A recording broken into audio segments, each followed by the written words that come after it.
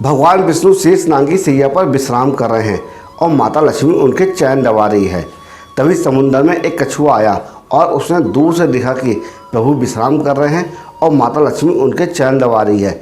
Hi guys, मैं हूँ शिव और एक छोटा सा प्रसंग हम सबके लिए। कछुए ने सोचा कि चलो आज प्रभु के चरण स्पर्श करते हैं। कछुआ भगवान के चरण स्पर्श करने की कोशिश करने लगा। भगवान विष्णु के विश्राम में कोई बाधा न पड़े, इसलिए माता लक्ष्मी कछुए को बार बार हटा देती हैं। कछुआ के 1000 कोशिश करने के बाद भी वो प्रभु के चरण स्पर्श नहीं कर पाता है, क्योंकि जब जब वो प्रभु के चरण स्पर्श करने जाता है माता लक्ष्मी उसे पीछे धकेल देती हैं। अब कछुआ ने सोचा कि यहाँ बात नहीं बनने वाली है, क्यों ना मैं श्री हरि विष्णु भगवान के मुख के दर्शन कर लेता हूँ। अब कछुआ भगवान के चरणों को छोड़कर श्री हरि विष्णु भगवान के मुख के दर्शन करने निकल पड़ता है। जैसे कछुआ भगवान विष्णु के मुख के दर्शन करने आगे बढ़ता है, भगवान विष्णु के शीश पर छाया की ओर शेषनाग फुनकार मारकर उसे रोक देते हैं, जिससे कछुआ भगवान विष्णु के मुख के दर्शन नहीं कर पाता है।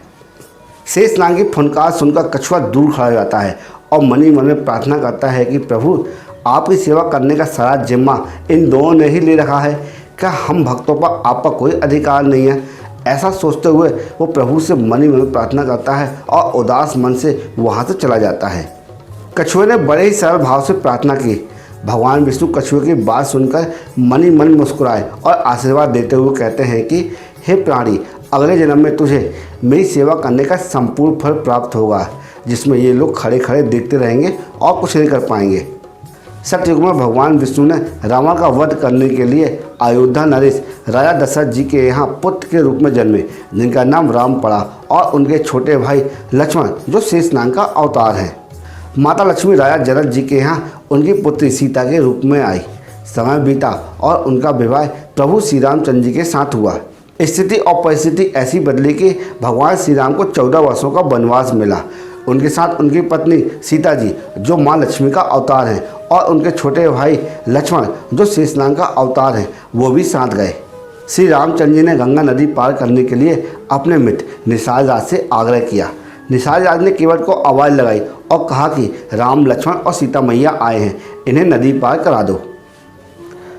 केवट प्रभु श्री रामचंद्र जी के बारे में जानता था। श्री रामचंद्र जी कोई सरहान मानव नहीं है, मानव के रूप में साक्षात भगवान है। इसलिए केवट ने कहा कि प्रभु, पहले मुझे आप अपने चरण धोने की आज्ञा देकर इस भाव सागर से पार होने का वचन दीजिए। केवट के इस भक्ति भाव को देखकर प्रभु श्री रामचंद्र जी ने उसे अपने चरण धोने की आज्ञा दी। प्रभु श्री रामचंद्र जी केवट के इस भक्ति भाव को देखकर मन मन मुस्कुरा रहे हैं और बार बार लक्ष्मण और सीता जी की तरफ देखते हैं।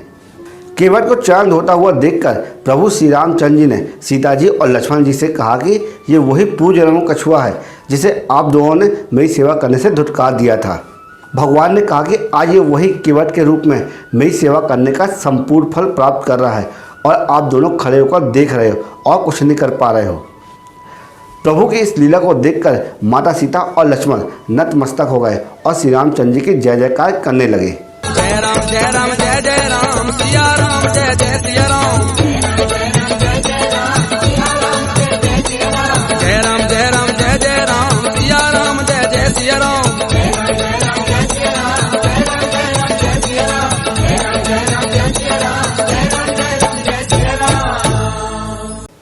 दोस्तों, इस प्रसंग से हमें ये शिक्षा मिलती है कि अगर भगवान से सच्चे भाव से और सच्चे मन से प्रार्थना की जाए तो हमारी मनोकामना जरूर पूरी होती है। अगर ये वीडियो यूज़फुल लगा हो और लगा कुछ सीखने को मिला हो तो इसी वक्त हमारे YouTube चैनल को लाइक कर देना और कमेंट बॉक्स में जय श्री राम जरूर लिखना, क्योंकि हम आपके लिए इसी तरह यूज़फुल कंटेंट प्रतिदिन बनाते रहते हैं।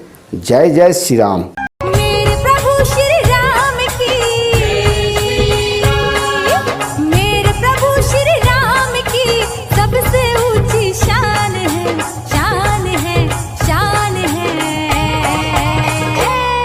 भारत का बच्चा बच्चा, भारत का बच्चा बच्चा मेरा राम पे कुर्बान है।